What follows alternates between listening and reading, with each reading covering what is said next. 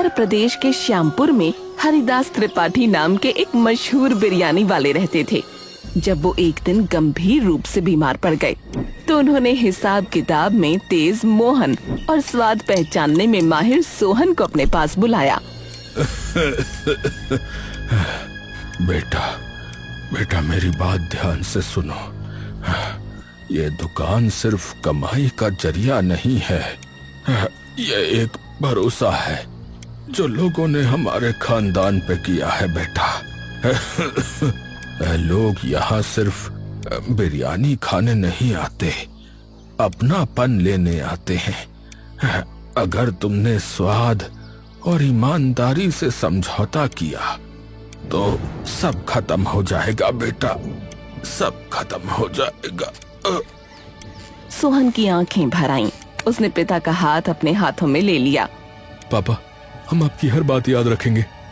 मोहन बाहर से भले ही शांत रहता था, लेकिन उसके मन में दुकान को बहुत बड़ा बनाने का सपना पल रहा था।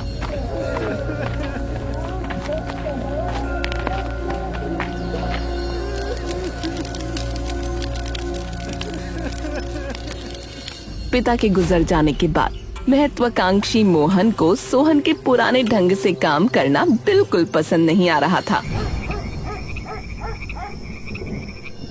एक रात जब दुकान बंद हो रही थी, मोहन बैठकर हिसाब किताब देख रहा था और मन ही मन कुछ बड़बड़ा रहा था, जबकि उधर सोहन चुपचाप रसोई साफ करने में लगा हुआ था। सोहन, हमें खर्च को कम करना होगा। ये जो तुम बासमती चावल ले जाते हो और ये जो असली केसर डालते हो ना, मुनाफा घट रहा है इससे। अगर ऐसे ही चलता रहा तो हम दुकान नहीं बढ़ा पाएंगे, बता रहा हूँ। नहीं यार, सुनो, एक काम करो, इस तरह से धंधा बहुत घाटे में चला जाएगा, कुछ करना होगा। सोहन ने हाथ धोए और शांत स्वर में भाई के पास आकर बैठ गया। भैया, अगर हम चावल की क्वालिटी खराब करेंगे या केसर को कम कर देंगे तो ग्राहक पहचान जाएगा, स्वाद कम करेंगे तो ग्राहक कम हो जाएंगे। पिताजी ने यही सिखाया था। मोहन अपनी जगह से खड़ा हो गया और तेजी से टहलने लगा। अरे दुनिया भावना से नहीं चलती सोहन, दुनिया मुनाफे से चलती है, मुनाफे से। हमें मॉडर्न बनना होगा, समझे? मॉडर्न।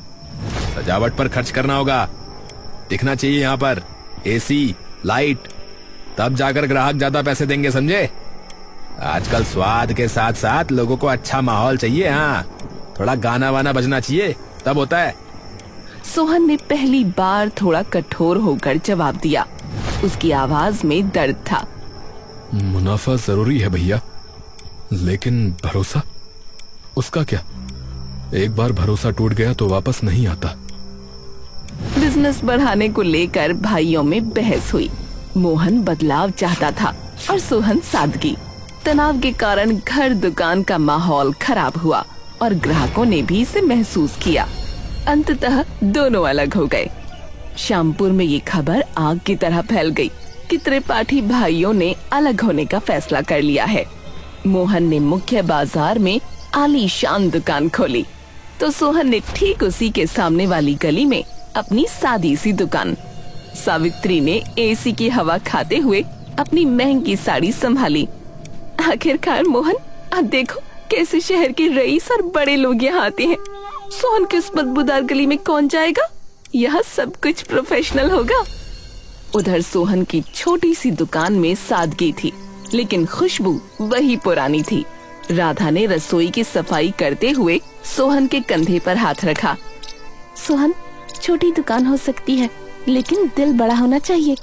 पिताजी की आत्मा तो यहीं खुश रहेगी। तभी सामने से गुजरते हुए सावित्री ने अपनी चमचमाती दुकान से सोहन की छोटी सी दुकान को ताना मारा। वाह सोहन, रॉयल हाउस के सामने ऐसी झोपड़ी। स्वाद से पेट नहीं भरता, दुकान का रुतबा भी कुछ होता है। रुतबा दिखावे से नहीं भाभी जी, भरोसे और स्वाद से बनता है। आइए ना, बैठिए, बढ़िया पुश्तैनी बिरयानी खाकर जाइए। सावित्री ने मुंह बनाया और चली गई। शुरुआत में मोहन की आलीशान दुकान पर भीड़ रही, क्योंकि लोग सजावट और एसी की ओर आकर्षित थे। एक दिन जब दुकान खचाखच भरी थी, सावित्री गर्व से बोली, देखा प्लानिंग क्या चीज होती है, अब हम सोहन से 10 गुना ज्यादा कमा रहे हैं। मोहन को स्वाद की चिंता थी, जबकि सोहन की छोटी दुकान पर स्वाद के दीवाने ग्राहक बार बार आ रहे थे। एक दिन एक बुजुर्ग ग्राहक सोहन की बिरयानी खाकर गदगद हो गए। बेटा सोहन, यहाँ खाने में वही घर जैसा स्वाद है। मोहन की दुकान में तड़क भड़क तो बहुत है, लेकिन वो जो है अपनापन और वो जायका वगैरह नहीं है। सोहन मुस्कुराया, उसके लिए यही तारीफ सब कुछ थी। चाचा, यही तो कोशिश है, मैं पिताजी का नाम डूबने नहीं दूंगा। मोहन सख्त मालिक था जो काम में पूर्णता चाहता था। एक दिन कर्मचारी रमेश द्वारा नमक ज्यादा डालने पर मोहन पूरी दुकान में उस पर चिल्लाया, ये होटल है रमेश, होटल घर नहीं है तुम्हारा। अगर काम नहीं आता तो निकल जाओ, बता रहा हूँ। यहाँ ग्राहकों की संतुष्टि सबसे पहले है, तुम्हारी बकवास नहीं समझ गए। रमेश सहम गया और कर्मचारी डरने लगे, जबकि सोहन अपने कर्मचारियों को परिवार मानता था। एक दिन राजू से प्लेट गिरने पर, अरे अरे राजू, अरे लगी तो नहीं? कोई बात नहीं, कोई बात नहीं, गलती हुई है, कोई बात नहीं, ठीक है, सीखो और अगली बार ध्यान रखना, ठीक है? राजू की आंखों में डर नहीं बल्कि सोहन के लिए असीम सम्मान था। वो सोहन के लिए अपनी जान देने को भी तैयार था। सावित्री हर रोज हिसाब देखती। मोहन, आज 30 प्लेट कम बिकी है, कल से मार्केटिंग बढ़ानी होगी, शहर में पर्चे बंटवाओ। मोहन मार्केटिंग में ज्यादा खर्च करने के कारण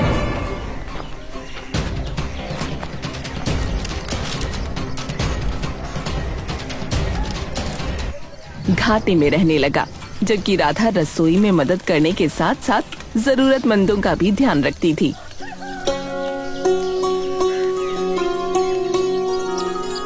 एक दिन उसने दुकान के बाहर एक भूखे बूढ़े आदमी को देखा।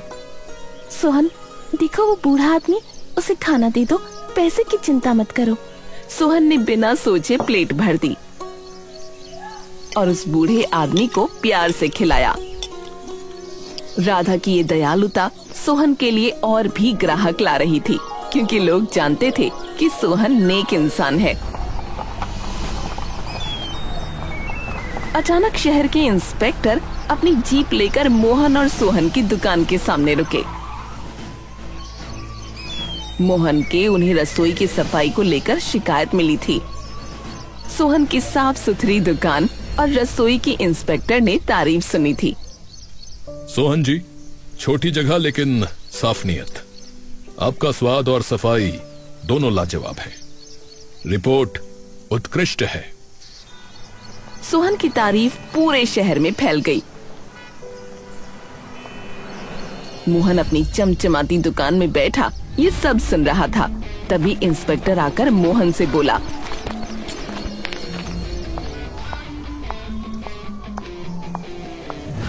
मोहन, ये कैसी दुकान है? ग्राहकों की शिकायत है कि बाहर से चमक दमक है, लेकिन अंदर रसोई में गंदगी है। नहीं इंस्पेक्टर साहब, कर्मचारी थोड़ा आलसी हो गए हैं, मैं अभी ठीक करवाता हूँ। अरे दिखावा छोड़ो, अगर रसोई में गंदगी मिली तो जुर्माना लगेगा और दुकान बंद हो जाएगी। नियमों का पालन करिए, समझ गए? तभी सावित्री बाहर आई और पुलिस को देखकर सकपका गई। दरोगा जी, ये सब क्या है? हमारी इतनी बड़ी और महंगी दुकान है, सफाई तो हो ही जाएगी। देखिए, बड़ी दुकान का मतलब ये नहीं है कि सफाई की अनदेखी हो। स्वाद और स्वच्छता से ही दुकान चलती है, मात्र सजावट से नहीं।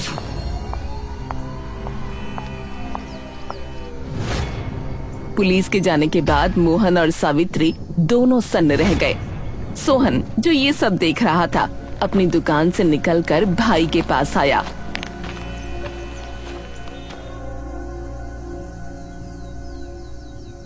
भैया, डर तभी लगता है जब दिल में खोट हो। मशीन नहीं, घर बनाओ। मोहन कुछ नहीं बोला, पर उसकी आंखों में पहली बार डर और हार का भाव दिख रहा था। दिखावे के कारण मोहन की दुकान पर भीड़ और कर्मचारी कम हो गए। एक रात घाटे का हिसाब देखकर हताश मोहन अपनी चमचमाती लेकिन खाली दुकान में अकेला बैठा था। तभी सावित्री कमरे में आई। उसका चेहरा भी उतरा हुआ था। मोहन, हिसाब बहुत खराब है। इस महीने तो बिजली का बिल और कर्मचारियों की तनख्वाह निकालना भी मुश्किल हो रहा है। मुझे समझ में नहीं आ रहा है सावित्री। मैंने एसी लगाया, महंगी कुर्सियां डाली, मार्केटिंग की, सब कुछ किया, फिर भी लोग सोहन की उस छोटी सी दुकान पर भागे जा रहे। शायद हमें तरीका बदलना होगा मोहन। मैं देख रही हूँ ग्राहक सजावट देखकर आते तो हैं, पर स्वाद न मिलने पर दोबारा नहीं आते। लोग अब स्वाद मांग रहे हैं, दिखावा नहीं। तुम ठीक कह रही हो सावित्री। सोहन ने भले ही छोटी दुकान खोली, पर उसने ग्राहकों का दिल जीता है। मैंने पिताजी की बात नहीं मानी। मैंने दुकान को बिजनेस समझा, पर सोहन ने उसे अपना घर बनाया। अहंकार से पेट नहीं भरता मोहन। हमें फिर से स्वाद पर ध्यान देना होगा। अगर आज नहीं संभले तो ये शानदार दुकान भी बंद हो जाएगी। मैंने बहुत बड़ी गलती कर दी। अब समझ में आ रहा है कि वो लोग सोहन की गली वाली दुकान के लिए लाइन लगाते हैं। वहाँ दिखावा नहीं है, वहाँ अपनापन है।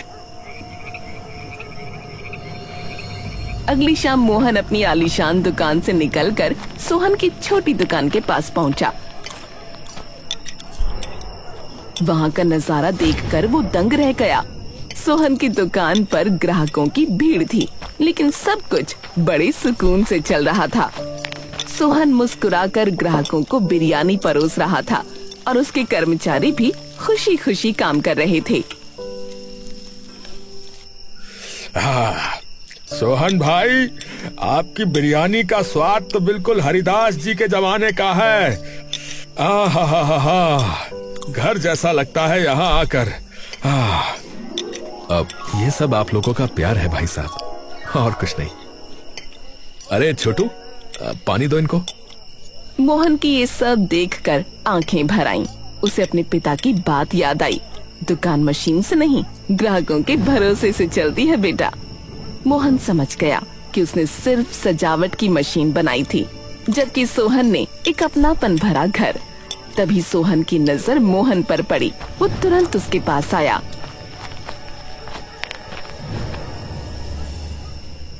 अरे भैया, आप यहाँ? अरे आइए ना, अंदर बैठिए। अरे छोटू, पानी लाओ।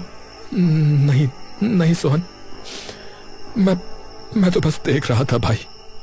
देख रहा था कि कैसे तूने छोटी सी जगह में इतना कुछ पा लिया। अब भैया, मैंने तो बस पिताजी का नाम जीवित रखा है, और कुछ नहीं।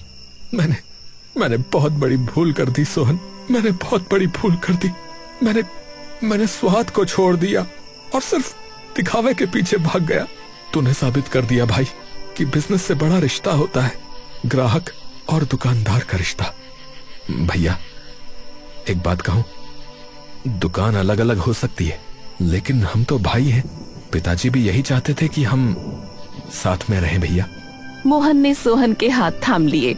उसका अहंकार पूरी तरह टूट चुका था। अगले दिन सुबह मोहन सोहन की दुकान पर गया।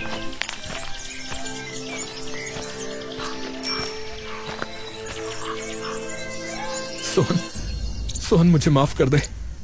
मैं लालच में अंधा हो गया था। सोहन ने भाई को गले लगा लिया।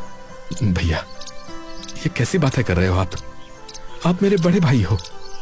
हम दोनों एक ही पेड़ की टहनियां हैं। मोहन ने अपनी दुकान में बदलाव किया। उसने कर्मचारियों को बुलाकर कहा, आज से गलती पर डांट नहीं, सुधार होगा। हम सब मिलकर काम करेंगे। मोहन ने गरीब बच्चों के लिए हर रविवार मुफ्त भोजन की घोषणा की।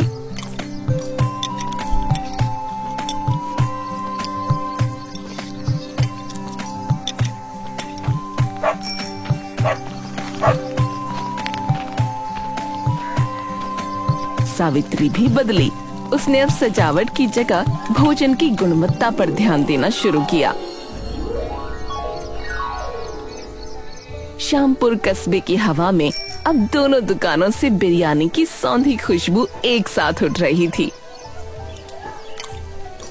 दोनों भाइयों ने मिलकर एक दूसरे की मदद करना शुरू कर दिया था।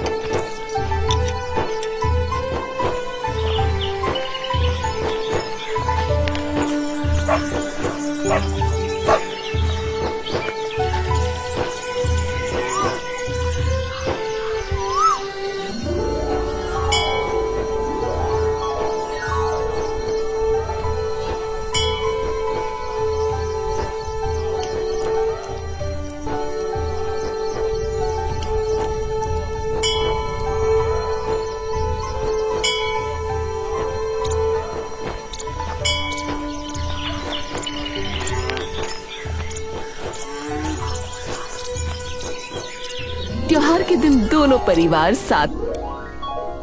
सोहन, हम अलग अलग दुकान चला सकते हैं, लेकिन दिल अलग नहीं होना चाहिए।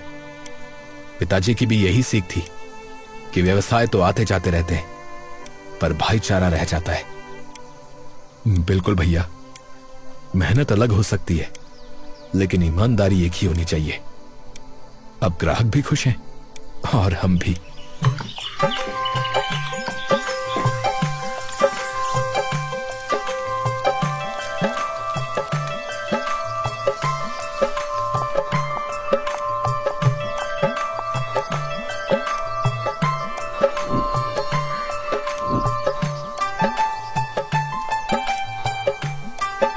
सच में मुझे अब समझ आया कि सुकून बड़ी दुकान में नहीं, अपनों के साथ में है। अब मैं सिर्फ मुनाफे की नहीं, स्वाद की भी चिंता करती हूँ। और मेरी छोटी दुकान पर भी अब रौनक रहती है, क्योंकि मोहन भैया का अनुभव और हमारी सादगी मिल गए हैं। कस्बे के लोग अब अक्सर कहते थे, अगर बिरयानी खानी हो तो श्यामपुर जाओ। वहाँ 2 दुकानें हैं, लेकिन कहानी एक ही है, मेहनत, बदलाव और भाईचारा। सच्ची सफलता दिखावे में नहीं, बल्कि ईमानदारी, अपनेपन और रिश्तों के संतुलन में छिपी होती है।